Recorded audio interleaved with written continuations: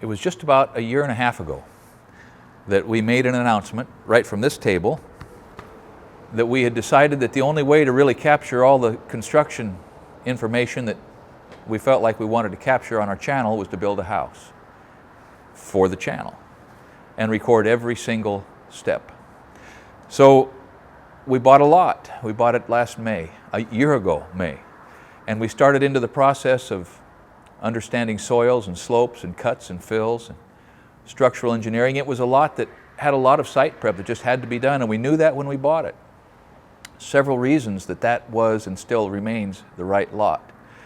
And so there are 20 videos in our library that cover everything from the geotechnical report and the excavation and the structural engineering and the recompacting and rebar placement and concrete mix designs and Umpqua sand and gravel's big contribution to the project.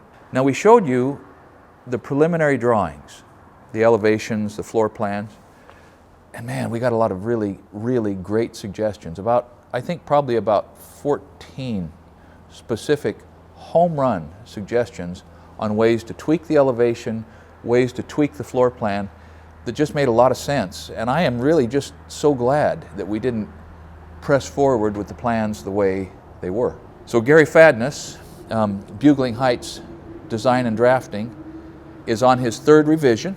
He's just about got that cleaned up.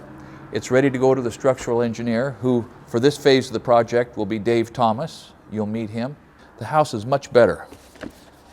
The elevation is similar, refined, better. The floor plan is similar, way better. We've made some decisions about crawl spaces and slab on grade and those kinds of things that we've kind of kept you up to speed on. But the upshot is this: we're going to continue to work on the final tweaks and the engineering on this thing through the winter, and we're going to be ready to go when spring comes. We'll have a permit in our hand. That's going to take several months, and we're going to be ready to start moving some dirt and pouring some concrete and banging some boards together about the time filming weather gets here. And this time, next year, you will have seen and learned everything that I can possibly show you and teach you about how I build a wood-framed house in Western Oregon on an interesting lot with some site challenges, blow by blow, inch by inch. And we're going to probably end up extracting, I don't know, Nate, what do you think, 300 videos out of that? Probably. A lot of videos are going to come out of this project. Once it starts, it will be almost a steady, uninterrupted stream of Spec House only content. We hope. Yeah, we hope. Acknowledging that construction is a vast world of unknowns, but Steady in the fact that we're not going to be doing any blacksmithing in the meantime. In fact, in the first announcement, that was kind of the point, was that most of our, or a lot of our audience is here for the blacksmithing in particular, which is very little to do with the house build. you know, in the trade-off between different subsets of the people that are watching, you know, we try to swing back and forth, but once this kicks in, it's going to go way onto the construction side.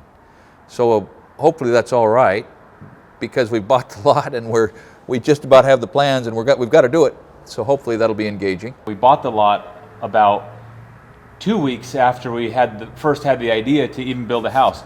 It happened really quickly and really suddenly, and it was pretty exciting. It got slowed down, which killed a lot of that momentum, but the excitement is still there. The schedule at this point is for a spring of next year start in terms of shovel in the ground again. That's not just because of construction weather constraints, but filming weather constraints. We're not going to film this when it's a mud hole. We're not going to film this when we've got to put visqueen over our camera, and we're not going to wreck our cameras. This needs to be a good thing. So just kind of an overview. If this is the first time you've heard about this, it's a Craftsman style home. Okay? There are some iconic Craftsman elements in here. 2-story, big view, nice windows, a good deal of attention paid to what a family would need to live in a house this size, about 2,900 square feet. So let me tell you one of the things that's causing me to lay awake nights as I think about this, besides the fact that I'm 60 and the house has to be built. But the access around this house is lousy. The house fills up the lot. There's going to be only access, machine access from this end. Everything else, every board, every piece of siding, every stone is going to have to be carried by hand around the perimeter of this house. And coming up high, this peak here I think is probably, I don't know, I think it's around 29 feet above grade. The access is just really tight. So if you've got a bad access site, you might just slow up and see how we deal with it, because I'm a little worried about it. It's going to be exciting. Nobody's going to get hurt, but it's going to take some creativity to make it happen. We're trying to train this guy to be in front of the camera too. He's doing good. He does really great on the other side of the camera.